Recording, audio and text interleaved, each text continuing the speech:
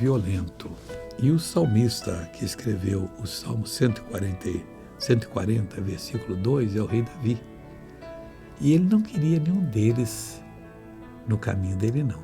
Então ele orou o seguinte: que Deus o livrasse desses dois. Por quê? Porque eles pensam mal no coração. Meu irmão, quem pensa mal no coração vai fazer. Quando o mal está na mente, veio assim aquela tentação, a pessoa pensou, depois tirou fora.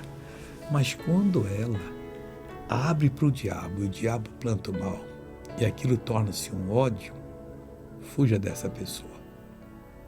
Porque essas pessoas continuamente se ajuntarão para fazer guerra contra você. Você tem que prestar atenção. Deus mostrou, ora pela pessoa, suplica por ela, mas fique longe dela, que será o melhor.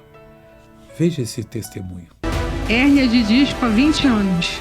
O que você não podia fazer por causa dessa hérnia de disco? Eu tive uma crise e parei de andar. Eu cheguei aqui mancando. Como é que você chegou aqui mancando? Imita. Sim, Jesus sarou a Sara. Vai embora, Sara. Glória a Deus. Agora eu quero orar com você, Pai. Oramos, clamamos, abençoamos esse povo. Em nome do Senhor Jesus, sejam benditos de Deus. Amém.